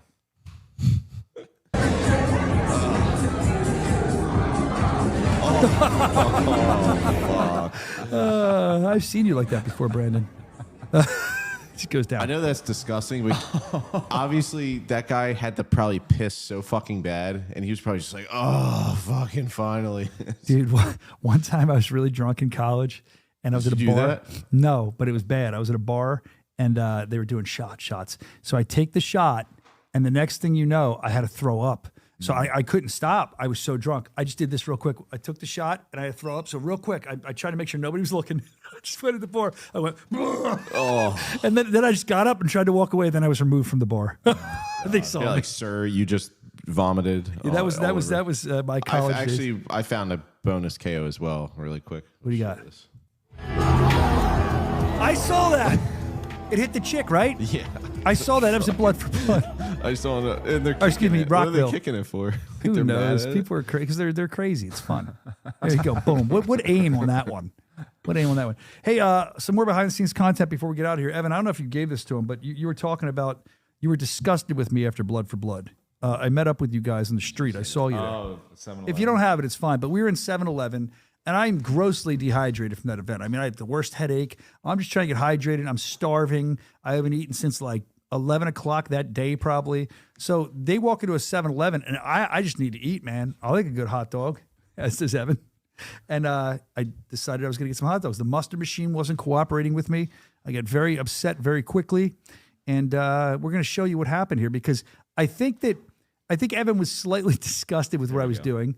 Let's see if you're disgusted. Preview. I have no idea what I said. You can let us know. 1 a.m. A hot dog roller. Last one at 1 a.m. I couldn't get the mustard working. Fucking working. Oh, hey, buddy, how are you? What's going on? Listen, I put ketchup on my hot dog. Oh, my God. Because it's not working. Nothing's working. What's that, a half pounder? I don't know. I'm hungry, though, dude. A whole pounder. Let's see what it is. Did you have fun at the show tonight? It was great. I just need a big bite hot dog. There you go. We should put on relish. You a relish man? Yeah, let's go. What kind of toppings we got? Onion. This is gross. Disgusting. Sit down. I gotta eat something. You're gonna regret that. This 2 is hours. I'm gonna eat half of it. Yeah. Sure you will. So what happens after this is Evan and I go up there to go check out. Oh yeah, that guy. And there's a guy behind me, and Evan's nice company card. Maybe I don't know what it was, but maybe he's just being friendly. Evan pops up in front of me and pays for his drink and pays for my drink and my hot dog. Tries to, and this guy just goes, "Hey, buddy, you like getting in front of people?" He goes, "Oh, that's cool. You cut in front of everybody." And he kept it up, and I'm like, "No, sorry. I think he's trying and to." I was in line, Yeah, so yeah. like You came we up were front. standing there, and the line wasn't moving, so I like looked down the aisle real quick and then came back, and then I noticed the guy was looking at me too, and I was, this fucking guy's gonna say something. He's this older guy, and then He I go did. to pay, and he goes, "Oh, that's cool. You cut the line or whatever." I'm like, "No, But I dude, was defended here." you. I defended defended you my at honor. first. And then the guy's like, somehow ended up calling me an asshole. No, what I said was, no. Listen, sir, I know you're upset. It looks like something. He's going to actually pay for this. He's doing me a favor. It's fine with me. It's because he's going to pay for it. And he's like, "Oh, I'm just trying to help you out, man. I don't let people do that." And I was like, "Well, I get it, sir. He kind of looks like an asshole, doesn't he?"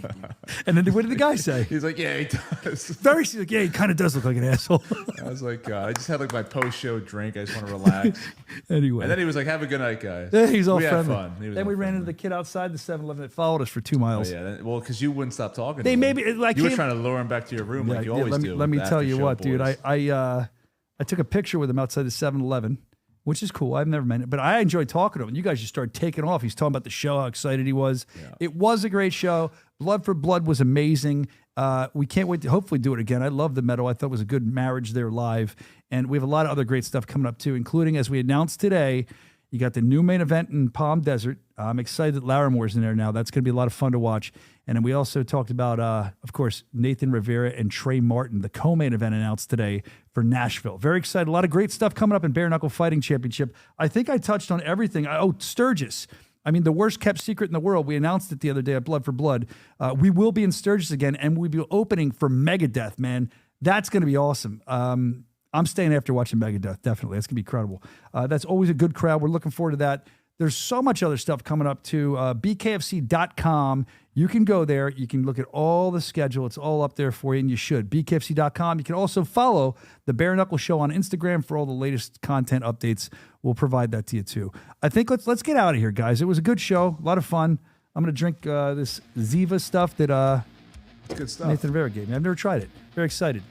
I'm very excited for each and every one of you to be back here again next week to spread the virus known as the Bare Knuckle Show. Thank you to everybody who appeared and those who didn't. We appreciate you sending the video. What a great day. All right. I'm out of here. They're out of here. Say bye, boys. Wave, wave, wave. Bye. Until next week. Knuckle up. Let's go. Bye.